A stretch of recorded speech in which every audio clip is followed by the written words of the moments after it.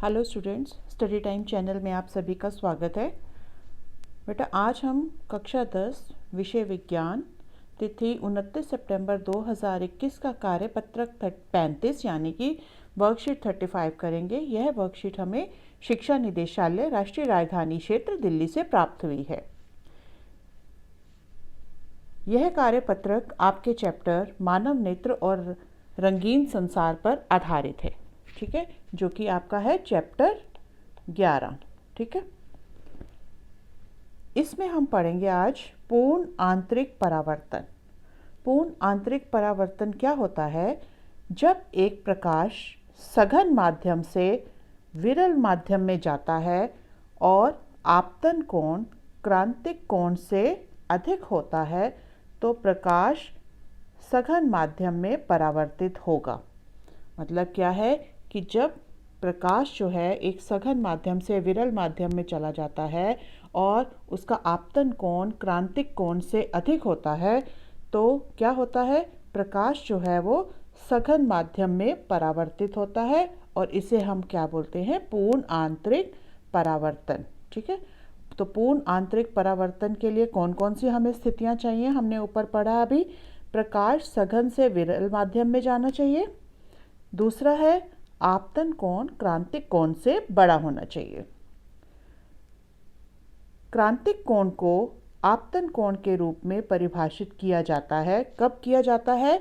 जब अपवर्तन कोण 90 डिग्री होता है। ठीक है, नेक्स्ट आता है वायुमंडलीय अपवर्तन। वायुमंडलीय अपवर्तन में कौन कौन सी घटनाएं होती हैं वो हम देखेंगे इसमें। पहला है सितारों का टिमटिमाना। इसमें क्या आएगा कि तारे जो है हमें दूर से टिमटिमाते हुए प्रतीत होते हैं।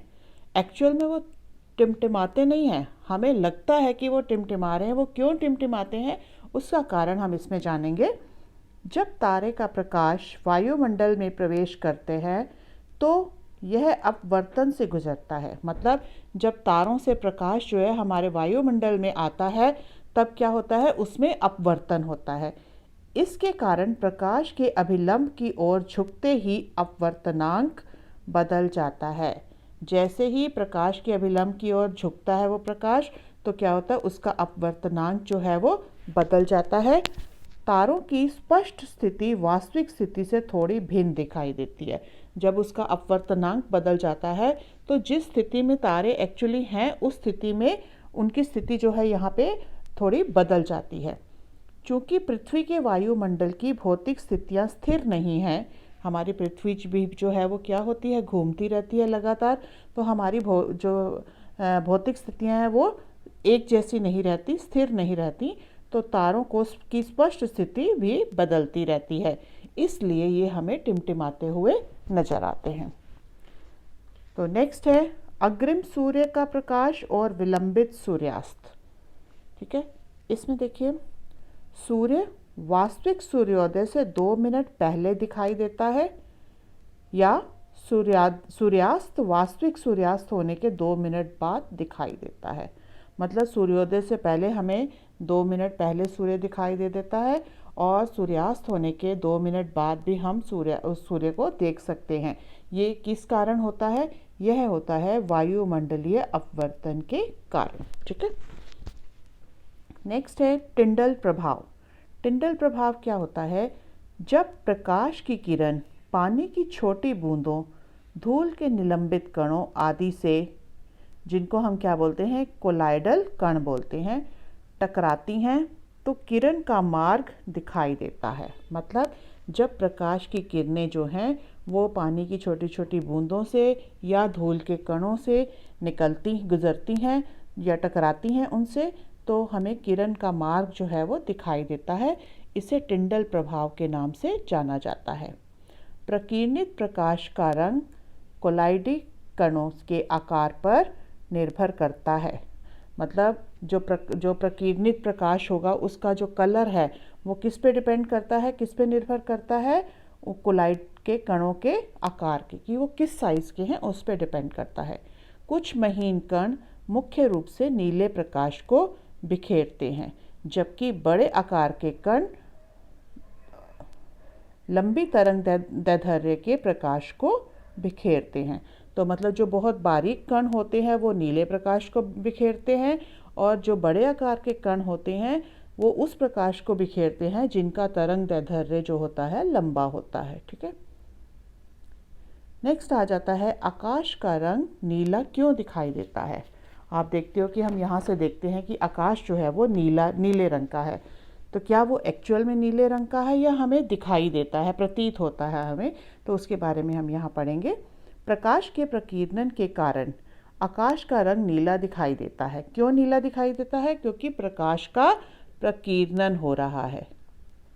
जब सूर्य का प्रकाश वायुमंडल से गुजरता है तो हवा के महीन कण लाल रंग की अपेक्षा नीले रंग को अधिक मजबूती से बिखेरेंगे।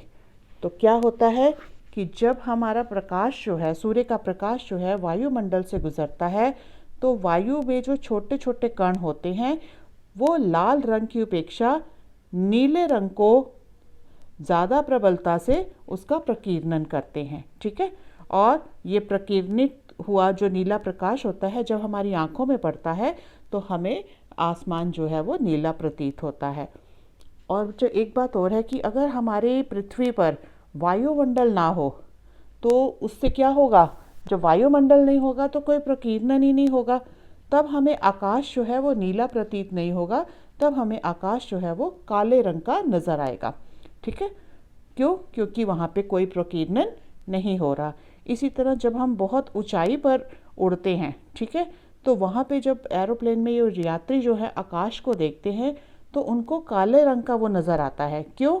क्योंकि जब इतनी ऊंचाई पे वो होते हैं तो उनको जो है प्रकाश का प्रकीर्णन जो है वो सुस्पष्ट उस समय नहीं होता, इसलिए उनको बहुत ऊंचाई पर आकाश जो है वो काले रंग का दिखाई देता है।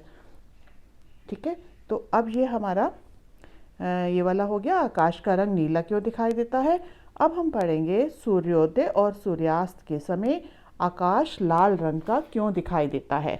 आप देखते हो कि जब आप सुबह उठते हो तो भी आपका वो जो है आसमान आपको थोड़ा सा रक्ताब या थोड़े से लालिमा में दिखाई देता है, और सूर्यास्त के समय भी आसमान में जो थोड़ी सी लालिमा होती है। तो ये क्यों होती है, इसका कारण देखते हैं। सूर्योदय और सूर्यास्त के दौरान क्षितिज के पास सूर्य से प्रकाश हमारी आंखों तक पहुंचने के लिए हवा की मोटी परत और पृथ्वी के वायुमंडल में बड़ी दूरी से गुजरता है। तो ये जो प्रकाश जो आता है सूर्योदय और सूर्यास्त के दौरान, ठीक है, वो हमारी आंखों में पहुंचने के लिए उसको पहले एक हवा की मोटी परत से और पृथ्वी के वायुमंडल से बहुत दूर से आना पड़ता है उसको। सूर्य के ऊपर से प्रकाश अपेक्षाकृत कम दूरी की यात्रा करेगा।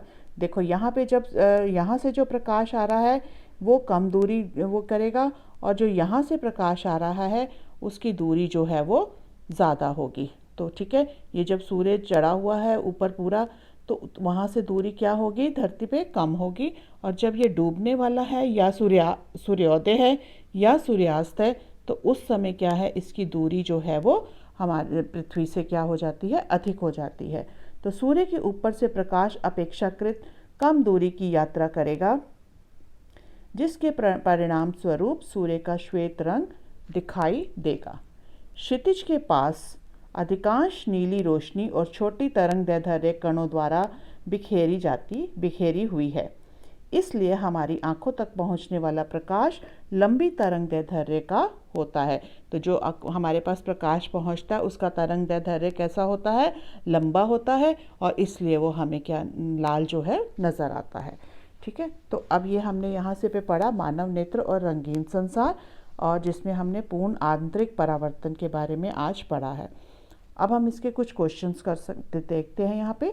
तो इसमें क्वेश्चंस हैं, पहला कि निम्नलिखित परिघटना का वर्णन करो। तो सितारों का टिमटिमाना, तो मैंने यहाँ पे आपको ये बताया है, ये हो गया आपका क्वेश्चन नंबर 1, इसमें सितारों का टिमटिमाना। ठीक है, ये सारा आप लिख दोगे तो वो हो जाएगा सितारों का टिमटिमाना क्यों होता है। दूसरा है आकाश का नीला रंग, तो इसमें मैंने आपको यहाँ पे ये वाला समझाया था, तो ये आप पूरा लिख दोगे, ये आपका हो गया क्वेश्चन नंबर 2। थर्ड है सूर्योदय और सूर्यास्त के समय सूर्य का रंग लाल क्यों होता है। तो यहाँ पे ये हो जाएगा आपका क्वेश्चन नंबर 3। फिर अग्रिम सूर्योदय और विलंबित सूर्यास्त, यहाँ पे ये देखिए, ये वाला मैंने यहाँ आपको समझाया था, ये हो गया आपका क्वेश्चन नंबर 4। तो इस तरह से हमारी ये वर्कशीट समाप्त होती है। अगर आपको ये वर्कशीट इन्फॉर्मेटिव लगी है तो आप सब्सक्राइब करिए और बेल आइकन को प्रेस करिए, ताकि आपको जो भी नई वीडियो आएगी उसका नोटिफिकेशन सबसे पहले आपके मोबाइल पे मिल जाए। और अगर आपको ये लेसन अच्छा लगा है तो लाइक और कमेंट ज़रूर करिए। थैंक यू बेटा।